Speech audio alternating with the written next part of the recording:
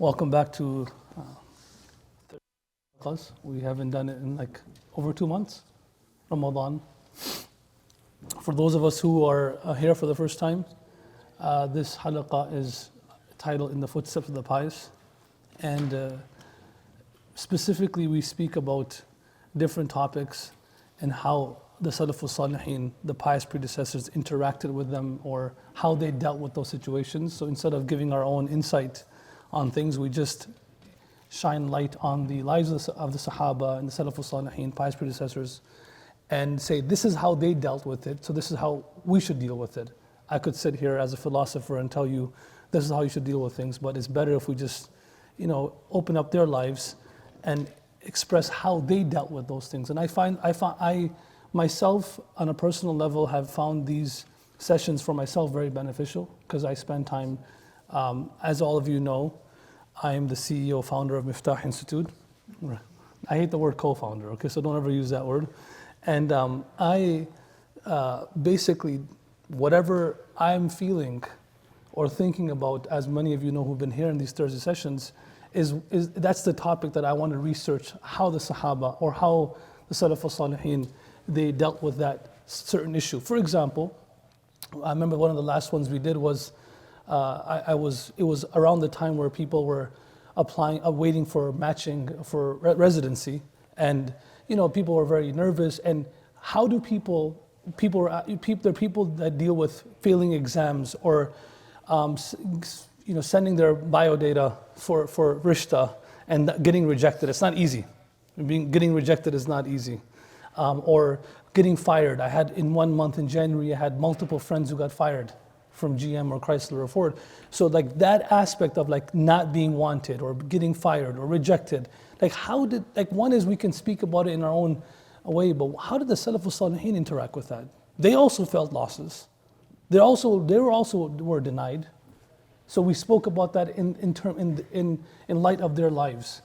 Today I want to speak about something that I was struggling with myself, and sometimes when you travel, you notice certain things about yourself, because when you travel with somebody, people always talk about, when you travel with somebody, you learn more about that person.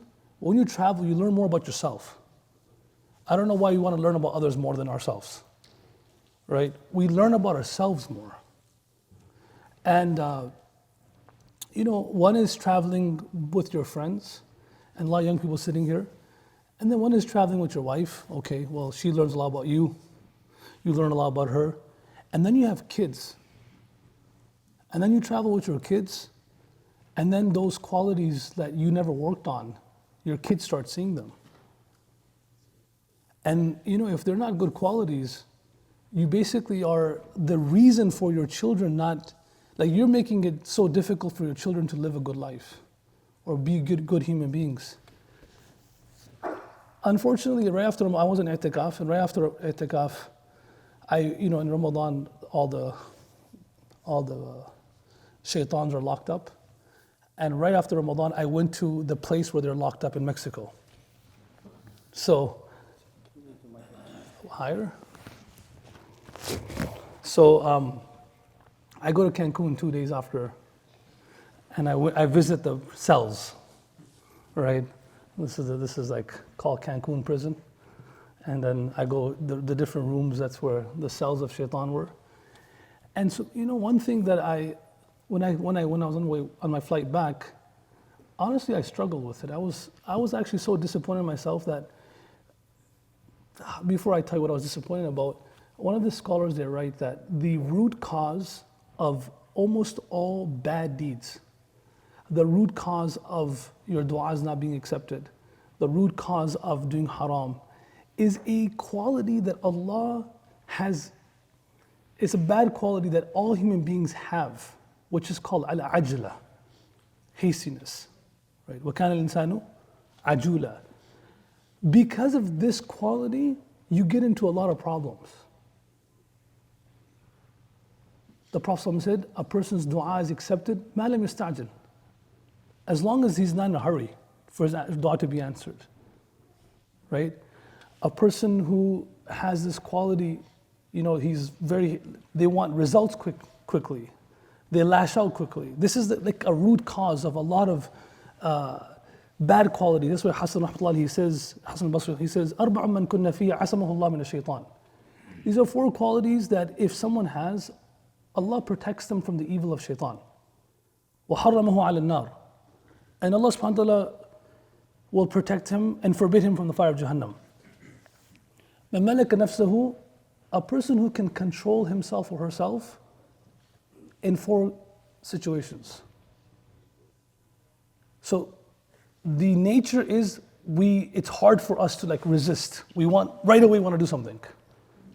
Right? But you have to control yourself. The 4 situations. He says, من ملك نفسه عند الرغبة. One, a person who controls himself or herself when feeling a desire. You want to eat something, you want to do something. So raghba. Next, warrahba. A person who controls himself when they're in fear. Fear. Meaning, out of fear of poverty, sometimes someone does haram things. Just out of fear. That's what shaitan's in إنما ذلكم الشيطان يخوف أولياءه. Shaitan creates fear in people's hearts. Because of fear, a person does a lot of wrong things. Number 3, washahwa. A person can control himself when they have a desire that's like lustful desire, shahwa. It's hard because right when you have that thought, you can't control yourself. You want to just follow your thought.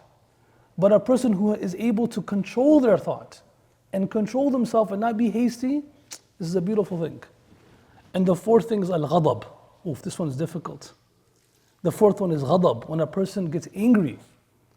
And the reality is all 4 things will happen to us throughout our lives. There's nobody in this world, it doesn't matter how great of a wali you are, that is not challenged by these 4 things. You're going to want something, you're going to be afraid of something, you're going to desire something, you're going to be angry, people are going to make you angry. All right, how do you react to those 4 situations? So on the way back, I realized that in this trip of mine in Mexico, in this prison of shaitan, my children saw in me a quality that I don't want them to have. And honestly, I had to sit down with them and apologize to them, and which was, when you lose something, you get frustrated, right? Where is this thing? And you get frustrated.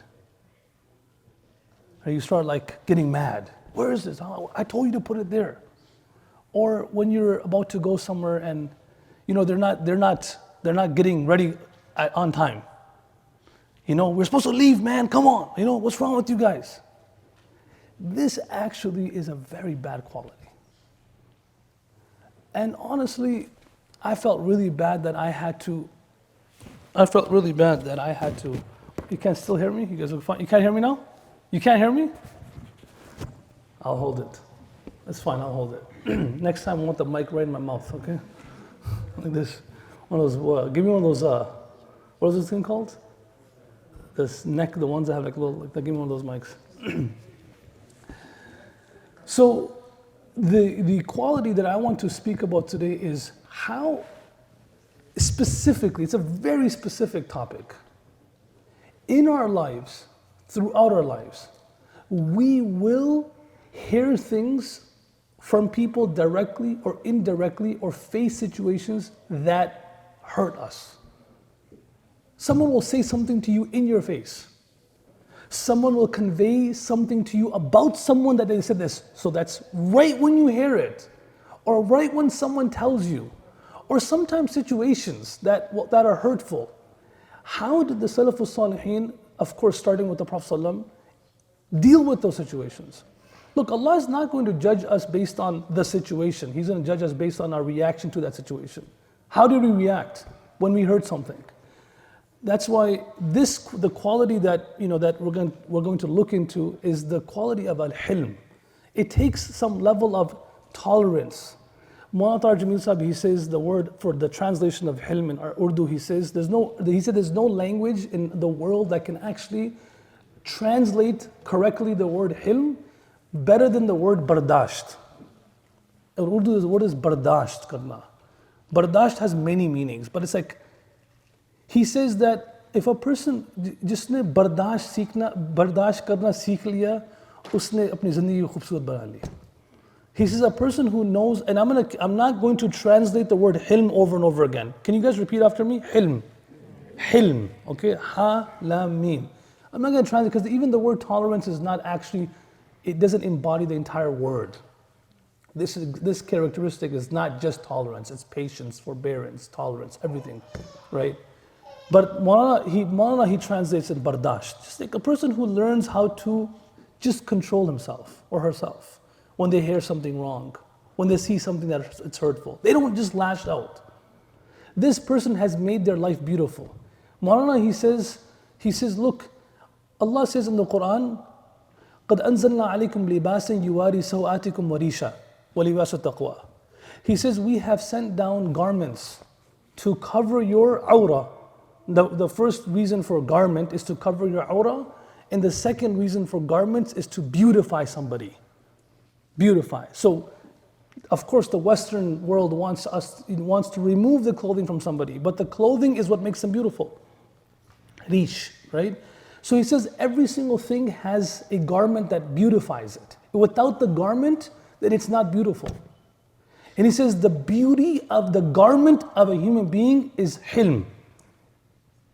The beauty of a human being is in how much they can tolerate.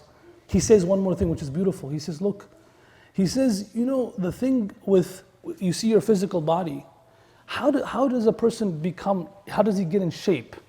You know, he works out and then he starts lifting more and more weights, right? And the more weights he lifts, the better his body, the better form or shape his body or her body gets into. He says the heavier the weight, the more miles you run, the more work you put in, that tones your body down even more and more. He says similarly, the more your soul, your inner soul, starts to tolerate, it beautifies your soul. The heavier the weight is, it becomes a source of beautifying your soul. You become a beautiful person from inside. Ali ibn Abi Talib, he says, أول عوض الحليم من حلمه أن الناس أنصاره على الجهول. He says the first gift a person he gets or she gets when they start to tolerate things. Tolerate. You hear something, what should we do when we hear something?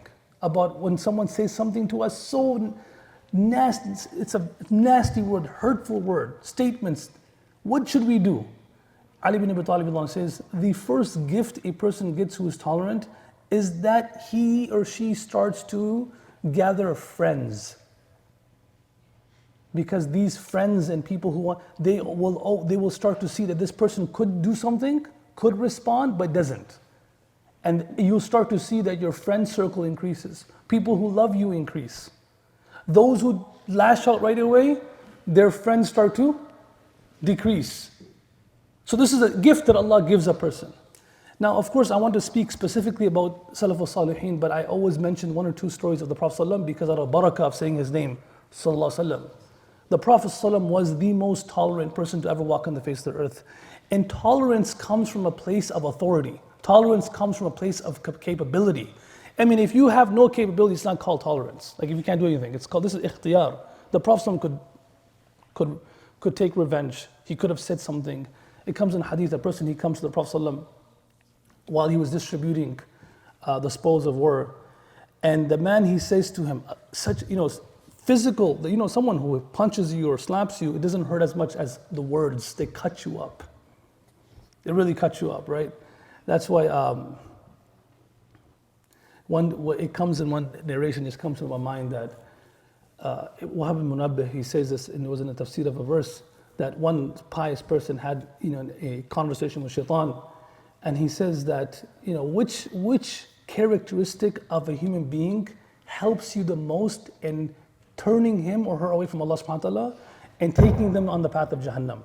And he said, shaitan responded by saying that sharpness, just being very cutthroat, right? He says that إِنَّ الْعَبْدَ إِذَا كَانَ حَدِيدِيًا, he says, قَلَّبْنَاهُ كَمَا يُقَلِّبُ الصِّبْيَانَ الْقُرَّةِ.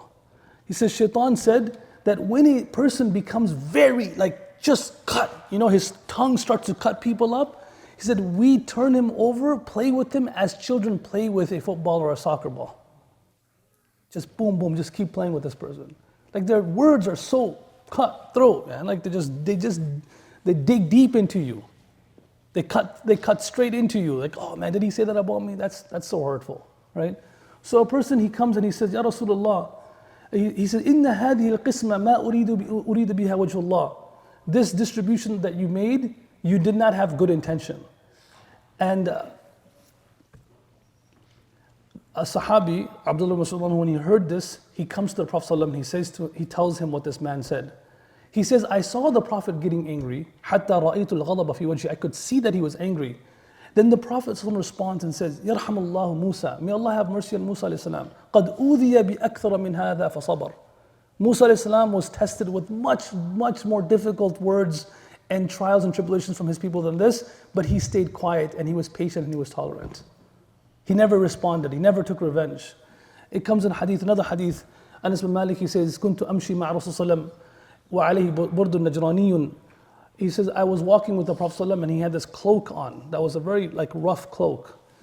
فأدركه أعرابي, a Bedouin caught up to him.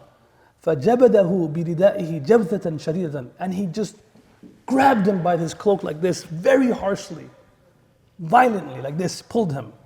And he says, Anas bin Malik, he says, I saw the neck of the Prophet ﷺ and it left marks on his neck. He pulled him towards him like this. And he says to him, Ya Muhammad, murli min mal ladhi indak. He says, give me the money that you have. The Prophet turned around. Now, how do we respond to someone who does that to us? You ever see road rage things? Like someone does something wrong to you and the way they respond?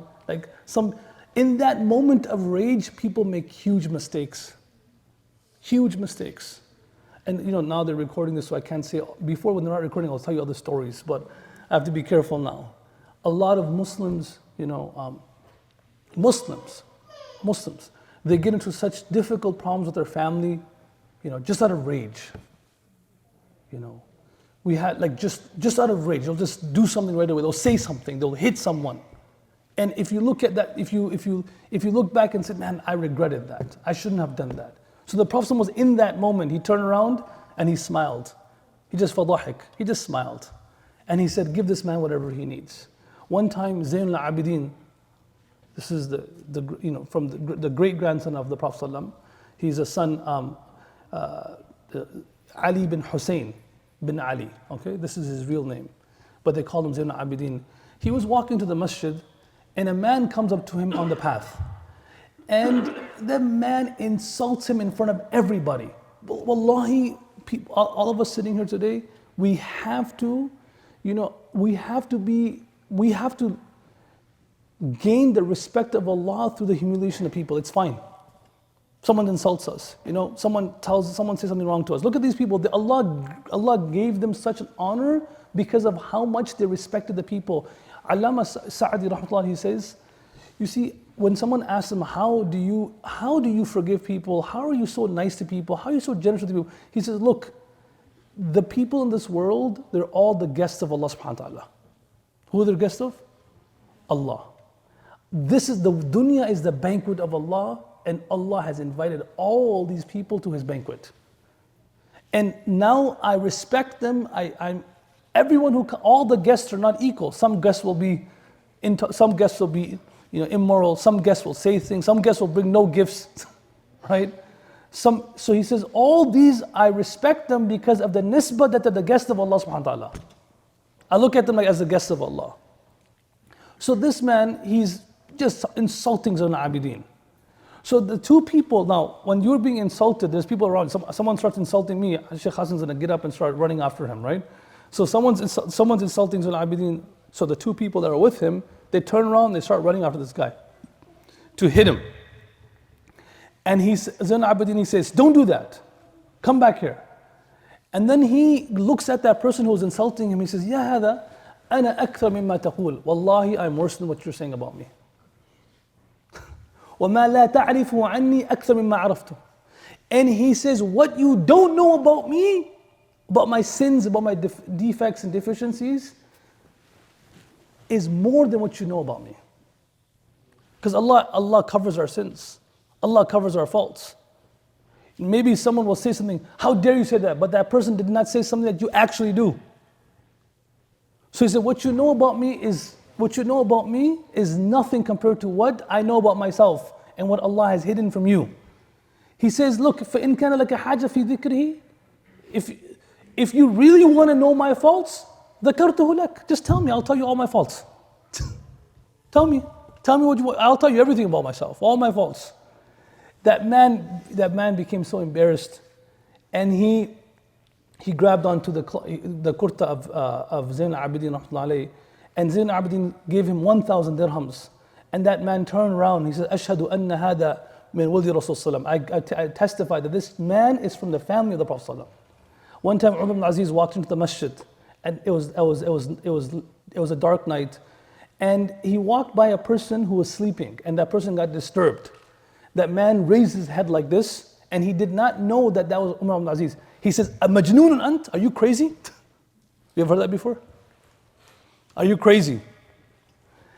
Umar looked at him, he says, "La, I'm not crazy."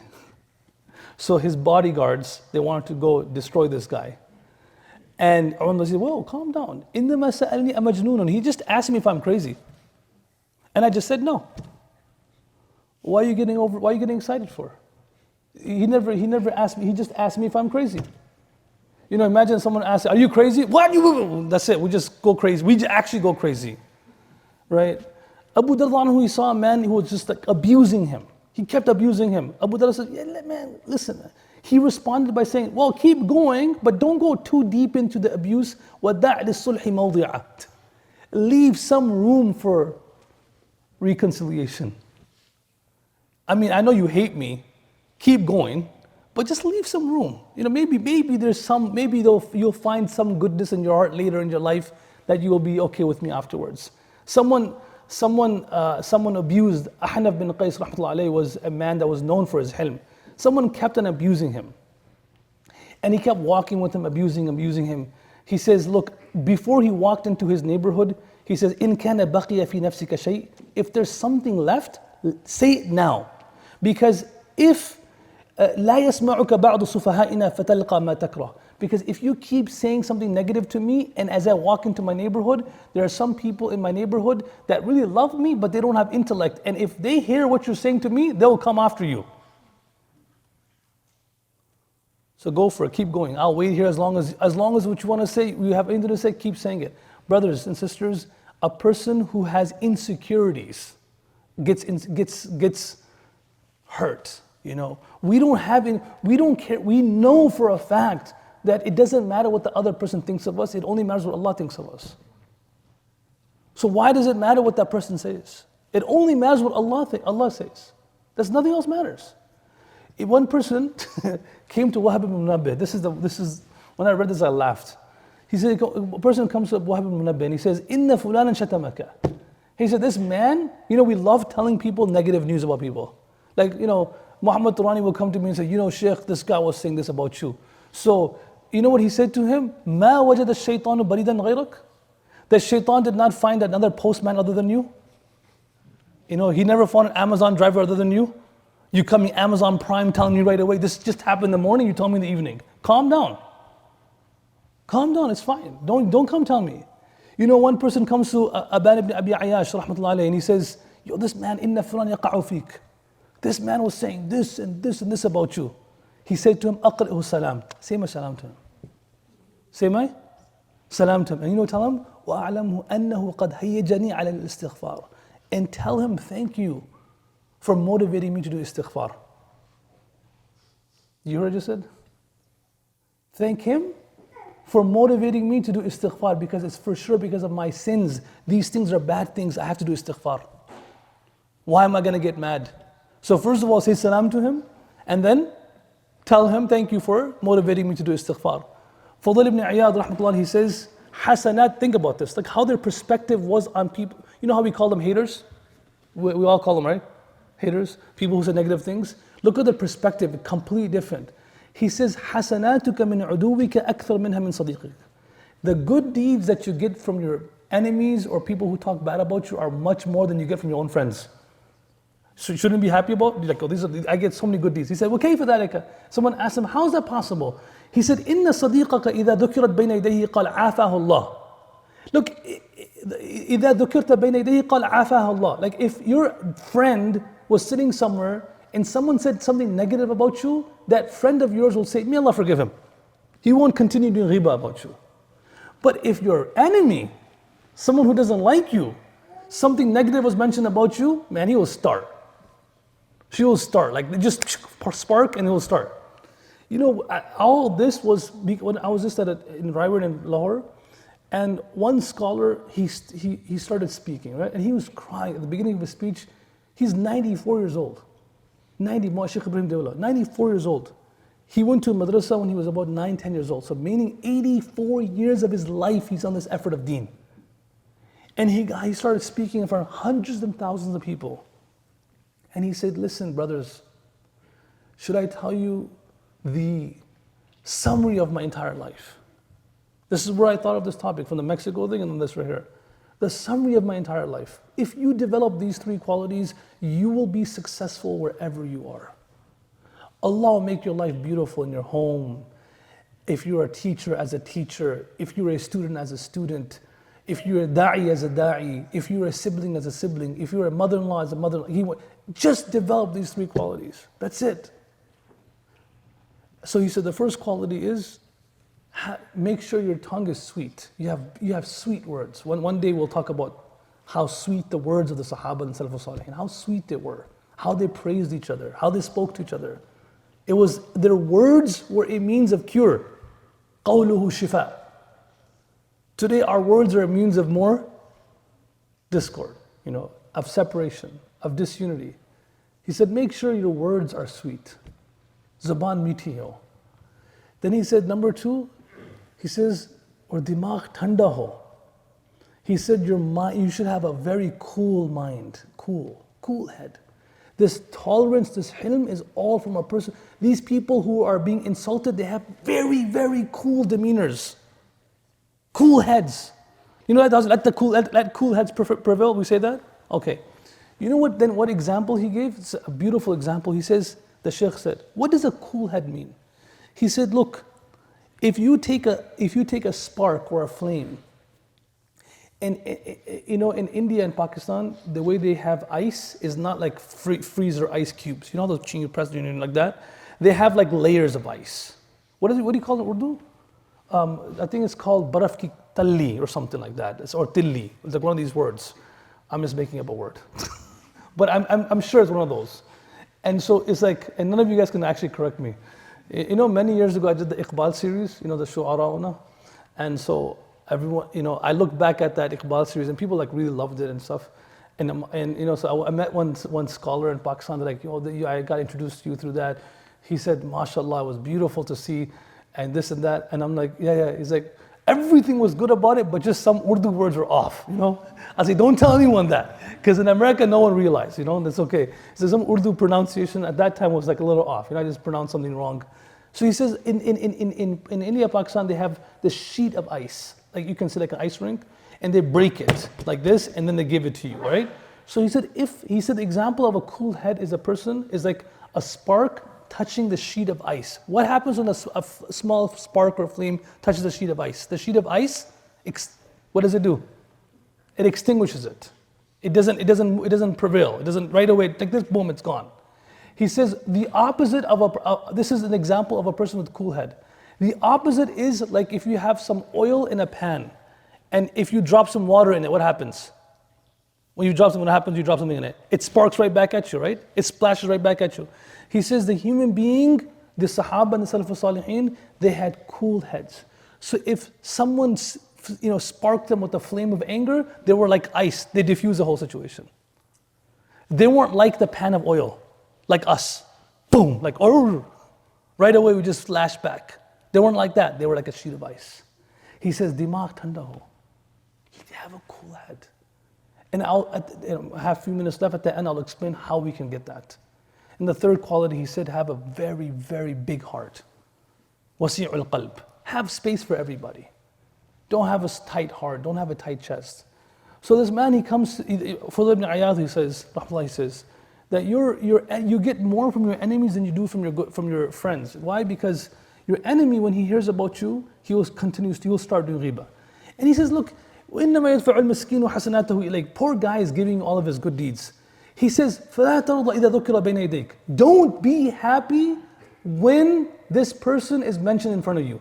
How do you know when someone who's like, you know he's like open hater, right? Astaghfirullah, like someone who's hurt you, abused you. How should you react when you hear something bad about that person? You know, that person's son got into an accident, or that person lost a job, or that person got sickness like this. You know, astaghfirullah, if we don't have the right qualities, actually we'll react in a very bad way. The Prophet ﷺ said you should not even react in a bad way when you hear about your enemies going through difficulty, let alone a Muslim brother or sister. So he says, don't be okay when someone mentioned that person's name is mentioned in front of you. Actually, when that person's name is mentioned in front of you, you should make dua, Allahumma aslihu, Allahumma raji' bihi, oh Allah, make him better, oh Allah, bring him back to you. Why? Because if that person's name is mentioned in front of you and you ask Allah to destroy him, you're just helping shaitan. Because what does shaitan want to do? Shaitan's entire mission is to destroy human beings. So you're just helping shaitan. Don't be someone who just helps shaitan, right? And Ibrahim bin Adham, rahmatullah alayhi, one time, you guys, it's a famous story, but I love this story. He was walking by, and a Jewish man saw him, and he had a dog with him, and that man wanted to anger Ibrahim bin Adham. Was like that sheet of ice. That man wanted to make this man Ibrahim bin Adham angry.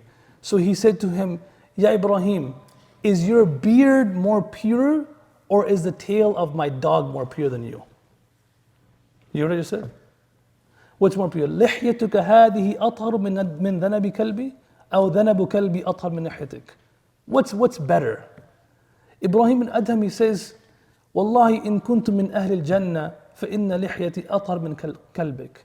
He says, look, if I am from the people of Jannah on the Day of Judgment, then my beard is definitely more pure than your dog. But if وإن كنت من أهل النار فذنب كلبك أفضل من لحيتي. He said, but if I'm destined to the fire of Jahannam, then the tail of your dog is better than me.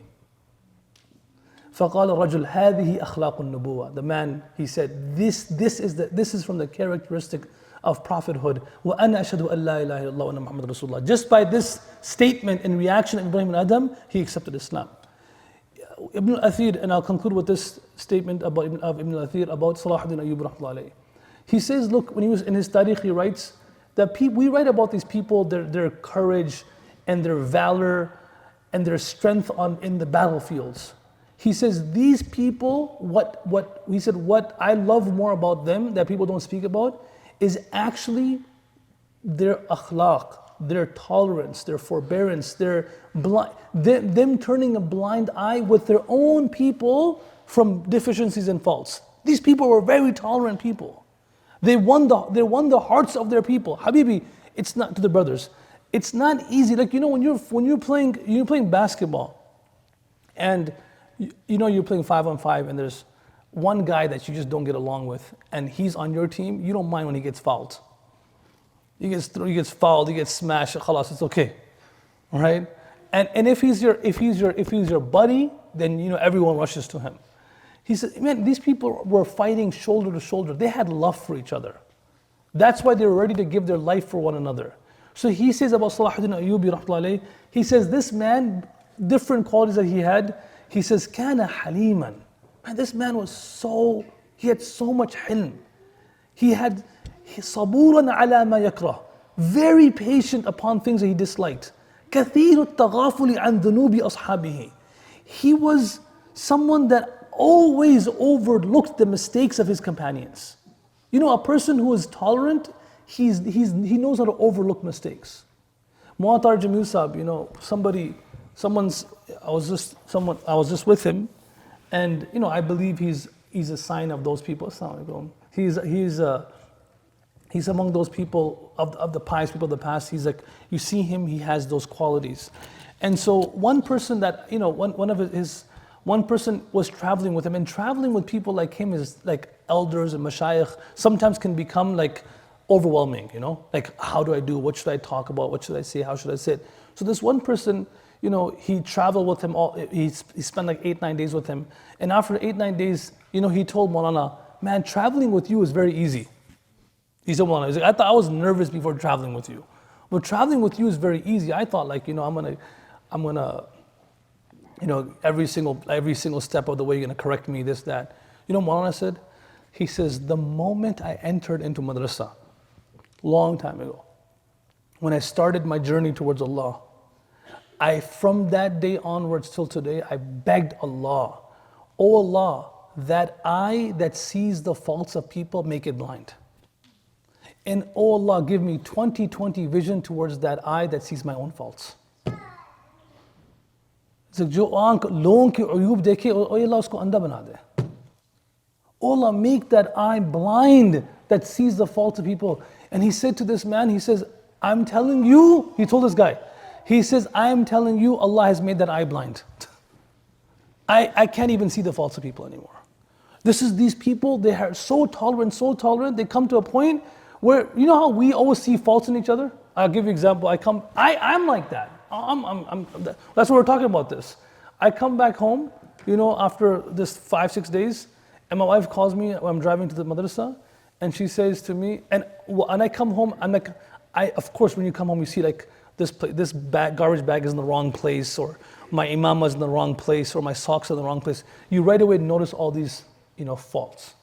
So my wife calls me and she says, did you notice the windows, we cleaned them? I said, no. She said, did you notice the windows? I said, there's windows everywhere. There's like windows everywhere in my house. And yeah, I noticed them when they were dirty, but I didn't notice them when they were clean. And she says, I spend my weekend cleaning the windows. And I was like, and I was just gonna tell her some things about the house. I said, I'm gonna keep that in now. Because I noticed my socks in the wrong place, my book in the wrong place, but I didn't notice the windows being cleaned. So this is a quality you develop, and we want to develop. All you notice is good things about people, and the negative things you hear, you can be tolerant. And he says about Salah al-Ayyubi, he overlooked the sins of his companion. He says one thing, he says, يَسْمَعُ مِنْ أَحَدِهِمْ مَا يَكْرَهُ وَلَا يُعْلِمُ بِذَلِكَ. He says he would hear something, he would be sitting, sometimes you're sitting in a room and he would hear, this man's a towering personality. And he would hear things that he would dislike from his people, but he would never even let that person know that he heard that. He just stay quiet, right? وَلَا يَتَغَيَّرَ عَلَيْهِ. Nor would he change his attitude towards that person. Just the same way. Trust me, that's difficult. Me, I'm a teacher. When I hear something, right away I change the way I am with that person.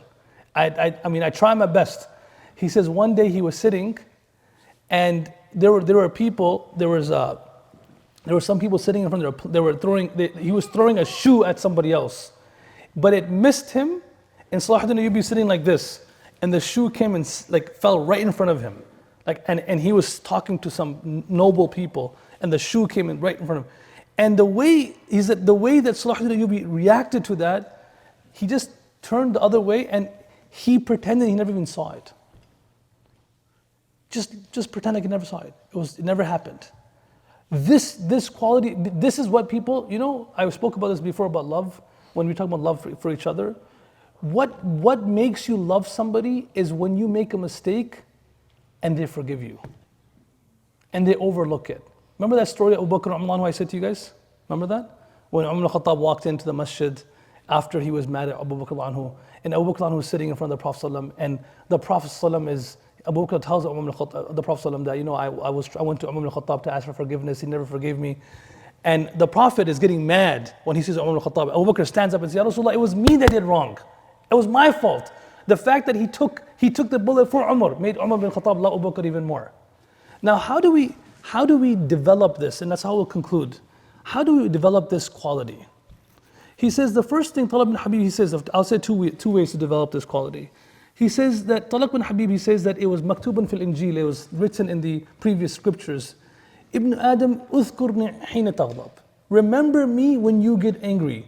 أذكرك حين أغضب. Allah is saying, I'll remember you when I get angry. Okay? Meaning, إذا غضب أحد لابد أن يذكر كثرة حلم الله عليه.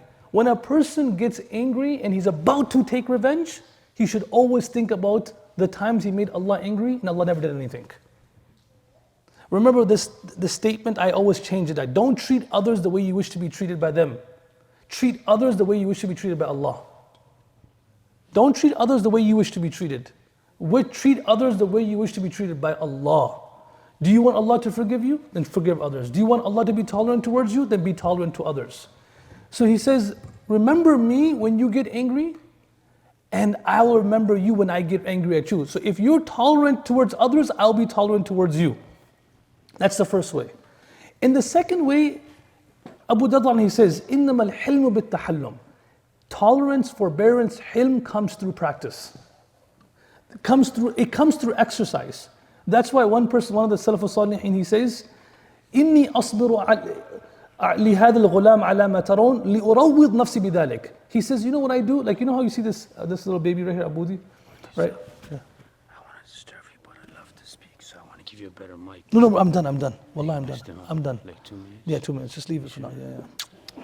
He says, yeah, you know, like a mother, you know, she has to practice ḥilm with her child. She has no choice.